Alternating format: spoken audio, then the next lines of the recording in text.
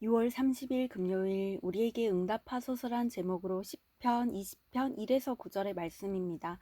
사랑의 하나님 감사합니다. 오늘도 말씀 묵상의 시간을 허락하신 주님 감사합니다. 이 시간을 통하여서 하나님의 말씀이 들리고 복음이 들리기 원합니다. 말씀대로 믿고 살고 누린 인생이 되게 하시고 우리의 부르짖음과 우리의 기도에 응답하시는 하나님의 마음과 은혜를 알기 원합니다. 말씀하여 주시옵소서. 이 시간 우리와 함께 하실 것을 믿으며 감사드렸고 예수님의 거룩하신 이름으로 기도드립니다. 아멘. 본문의 말씀입니다. 환난 날에 여호와께서 내게 응답하시고 야곱의 하나님의 이름이 너를 높이 드시며 성소에서 너를 도와주시고 시온에서 너를 붙드시며 내 모든 소재를 기억하시며 내 번제를 받아 주시기를 원하노라. 셀라. 내 마음의 소원대로 허락하시고 내 모든 계획을 이루어 주시기를 원하노라. 우리가 너의 승리로 말미암아 개가를 부르며 우리 하나님의 이름으로 우리의 깃발을 세우리니 여호와께서 내 모든 기도를 이루어 주시기를 원하노라. 여호와께서 자기에게 기름 부음 받은 자를 구원하시는 줄 이제 내가 아노니 그의 오른손에 구원하는 힘으로 그의 거룩한 하늘에서 그에게 응답하시리로다. 어떤 사람은 병거, 어떤 사람은 말을 의지하나 우리는 여호와 우리 하나님의 이름을 자랑하리로다. 그들은 비틀거리며 엎드러지고 우리는 일어나 바로 서도다. 여호와의 왕을 구원하소서. 우리가 부를 때 우리에게 응답하소서. 아멘.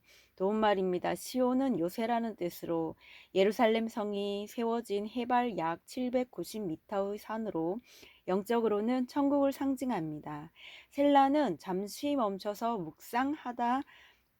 묵상하라는 뜻의 지시어입니다. 본문 요약입니다. 다윗이 환난 날에 여호와께서 응답하시고 모든 소재와 번제를 받아주시기를 기도합니다. 그는 하나님이 왕의 기도를 들으셔서 모든 계획을 이룰 수 있게 되기를 기도합니다. 이어서 병거나 말이 아닌 하나님의 이름만 자랑할 때 승리를 주실 하나님을 노래합니다. 아멘. 오늘의 중보기도입니다. 다음 세대가 가정의 아픔, 입시, 고통의 환난 날에 하나님을 잡고 그분의 이름을 자랑하게 하옵소서. 아멘. 본문 해설입니다. 첫 번째, 환난 날의 1에서 3절의 내용입니다. 10편, 20편이 지어진 때는 암몬과 아람의 연합군이 이스라엘을 침공했을 때로 추측됩니다. 절대적인 열세 가운데 있던 다윗 왕은 출정에 앞서 하나님의 성소에 가서 하나님의 도우심을 구하는 제사를 드리며 기도했습니다. 환난 날에 승리하는 비결은 인간적인 지혜나 힘이 있는 사람을 의지하는 데 있지 않습니다. 어려운 문제를 오로지 하나님 앞으로 가지고 나아가야 합니다. 하나님은 환난 날에 부르짖는 나의 기도에 반드시 응답하십니다. 적용 질문입니다. 환난 날에 인간적인 노력이나 방법보다 기도하는 것을 선택하고 있습니까? 두 번째, 소원과 계획 4에서 6절의 내용입니다. 다윗의 소원은 적군을 물리치는 것이었습니다. 그래서 그들을 물리치려는 구체적인 계획도 짰을 것입니다. 그런데 다윗은 먼저 그 소원과 계획을 하나님이 이루어 주시기를 간구합니다. 사람의 소원과 계획은 하나님이 이루어 주십니다. 아무리 강력한 의지가 있고 힘과 권세가 있어도 하나님이 허락하지 않으시면 인간은 아무것도 이룰 수 없습니다. 모든 일이 하나님의 섭리 안에 있다는 것을 알며 내가 할 수 있는 일은 기도밖에 없음을 깨닫게 됩니다. 적용 질문입니다. 내 마음의 소원과 계획이 있더라도 그것을 이루시는 분은 오직 하나님이심을 고백합니까? 세 번째, 자랑하리로다 7에서 9절의 내용입니다. 세상 사람들은 힘과 권세를 자랑하고 영광스럽게 생각합니다. 그러나 다윗이 이스라엘은 하나님의 이름을 자랑한다고 합니다. 하나님의 이름을 자랑한다는 것은 하나님을 의지한다는 말입니다. 다윗은 겉으로 보기에 힘이 없고 뛰어난 무기가 없어도 여호와의 이름이 무기가 되어 그들은 엎드러지고 우리는 바로 설 것이라고 승리를 장담합니다. 모든 전쟁이 주께 속해 있음을 알고 나의 어떠함이 아닌 하나님의 이름으로 나아갈 때 전쟁에서 반드시 승리하게 하십니다. 적용 질문입니다.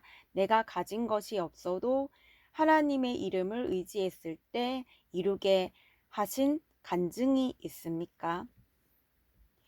오늘 기도하기는 나에게 찾아온 환난 앞에 나의 인간적인 노력이나 방법을 앞세우기보다 기도하는 것을 선택하게 하옵소서.